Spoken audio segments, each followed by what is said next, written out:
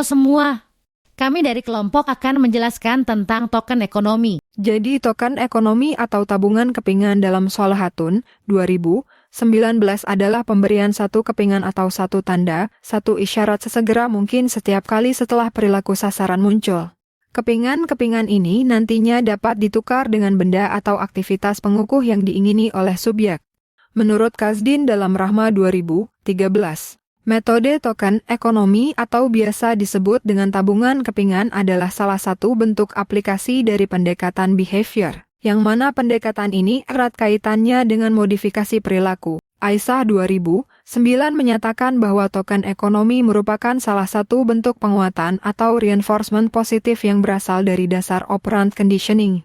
Dalam operant conditioning respon terjadi tanpa didahului stimulus, melainkan merupakan efek dari reinforcer.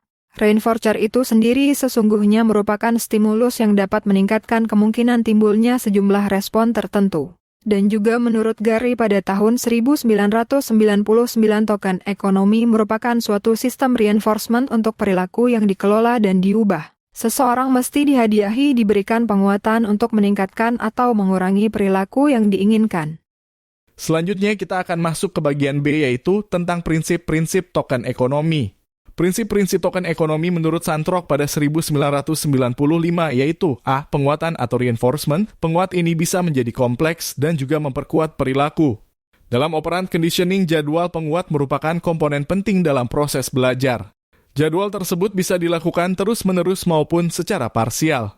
Penguat parsial dibagi menjadi 4 yaitu rasio jadwal tetap, rasio jadwal variabel, interval jadwal tetap, dan interval jadwal variabel.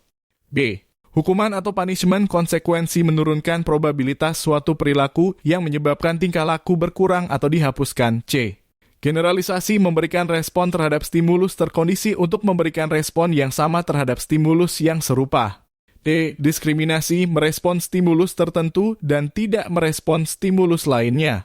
E. Pemunahan atau extinction terjadi jika 20 sebuah respon yang sebelumnya diperkuat tidak lagi diperkuat dan responnya berkurang.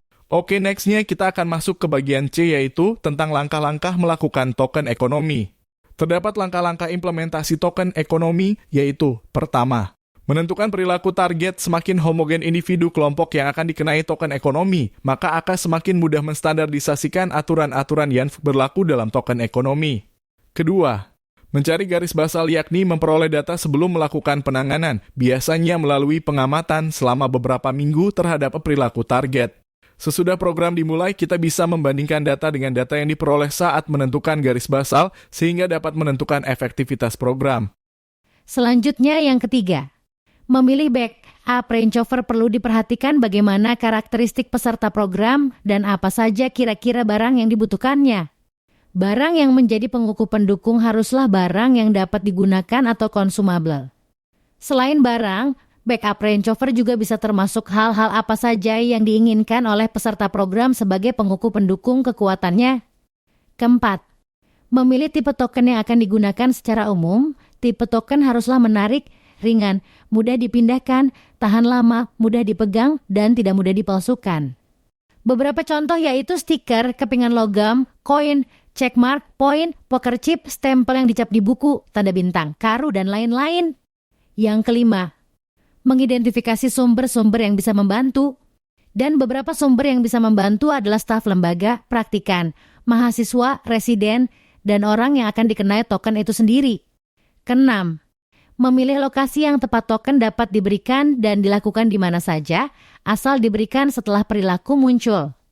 Dan yang terakhir, ketujuh, yaitu menyiapkan manual atau pedoman token ekonomi pada klien. Di penghujung penjelasan tentang token ekonomi ini, adapun suatu prosedur spesifik dalam penerapan program token ekonomi seperti 1. Perlu diperhatikan bagaimana cara penyimpanan data, kertas data yang akan digunakan, siapa dan bagaimana data itu akan dicatat. 2. Siapa yang akan memberikan pengukuh atau agen pengukuh atau reinforcing agent, DNA untuk perilaku apa. 3. Menentukan jumlah token yang bisa didapat pada setiap perilaku. Pemberian token dapat mulai dikurangi bila perilaku target telah terbentuk. 4. Menyusun prosedur dan menentukan jumlah token untuk memperoleh backup reinforcer. Pada awal program, frekuensi penyediaan pengukuh pendukung harus cukup tinggi, lalu berkurang secara bertahap. 5.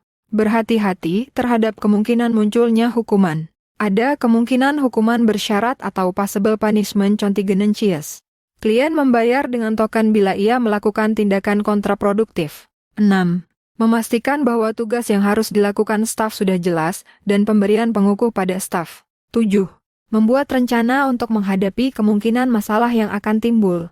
Masalah yang biasa timbul antara lain kebingungan, kekurangan staf, peserta merusak token, dan lain-lain.